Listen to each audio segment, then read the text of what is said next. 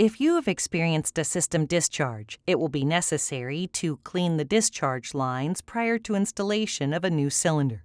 This ensures that the system will operate as intended with no potential flow restrictions. To easily clean the discharge lines, you will need the appropriate adapter to connect the main 3/4-inch discharge line to compressed dry shop air. After removing the main discharge line from the extinguisher, connect the adapter to the main line. Pass compressed air through the entire discharge network until only clean air is expelled from the nozzles. Once cleaning is completed, reinstall the main discharge on the new extinguisher. Follow the instructions for bottle replacement and confirm all connections are tight.